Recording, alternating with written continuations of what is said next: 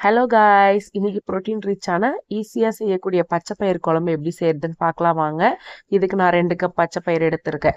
பச்சை பயிரை ஒரு கடாயில் சேர்த்துட்டு நல்லா வாசனை வர வரைக்கும் வறுத்துக்கோங்க. அப்போதான் குழம்பு வழுவழுப்பு தன்மை இருக்காது.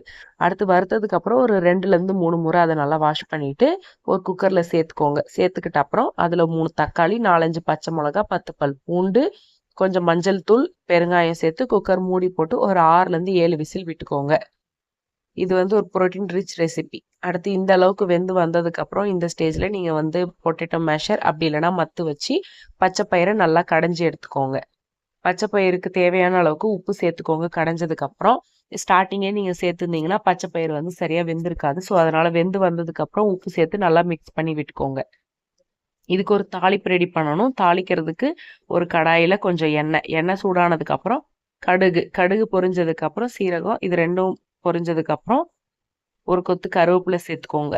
அடுத்து இந்த ஸ்டேஜில் நீங்கள் தனியா இருந்தால் தனியாவை தட்டி சேர்த்துக்கலாம். அடுத்து ஒரு வெங்காயம், நீங்கள் சின்ன வெங்காயம் இருந்தால் சேர்த்துக்கலாம், இல்லை வடகம் கூட சேர்த்துக்கலாம். நல்லா கோல்டன் ப்ரௌன் கலரில் வெங்காயம் வெந்து வந்ததுக்கப்புறம் நீங்கள் அந்த பச்சை பயிறு கடைஞ்சி வச்சுருக்குறோம்ல அதில் சேர்த்துக்கோங்க.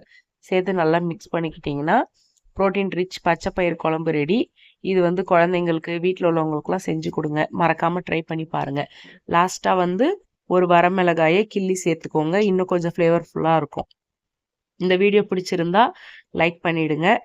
இந்த மாதிரி டெய்லி ரொட்டீன்ஸ் அப்புறம் ரெசிபிஸ்லாம் பார்க்கணுன்னா தாம்பு விலாக்ஸை சப்ஸ்கிரைப் பண்ணிக்கோங்க.